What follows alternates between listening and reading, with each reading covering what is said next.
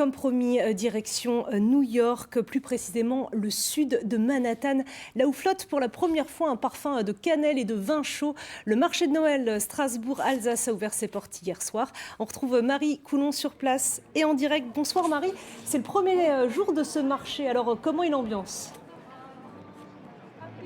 Bonsoir Nadine. Eh bien, écoutez, on s'y croirait. En Alsace, ce sont les mêmes chalets. Il y a presque la même affluence. Il n'est que 13 h ici à New York, mais vous le voyez, de nombreux touristes, de nombreux New-Yorkais sont présents. Ils n'ont pas hésité à braver le froid pour venir découvrir les produits régionaux sur un marché également très attendu. Vous vous en doutez, par les membres de la communauté alsacienne présents à Manhattan.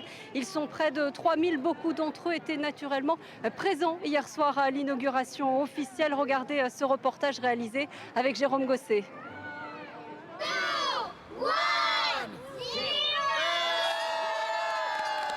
Au pied du sapin du Bowling Green Park, au cœur de Manhattan, le marché de Noël alsacien s'illumine enfin.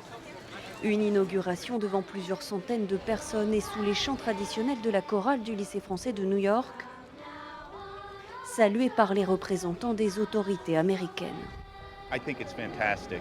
C'est vraiment fantastique. C'est plein d'émotions. La chorale des enfants, la présence de l'ambassadeur de France aux États-Unis qui a fait le déplacement depuis Washington. Franchement, c'est impressionnant. Dans les allées, c'est le dépaysement assuré.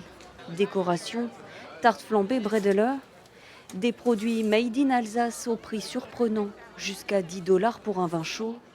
Parmi les premiers à prendre d'assaut la trentaine de chalets, les membres de la communauté alsacienne de New York sont venus en nombre.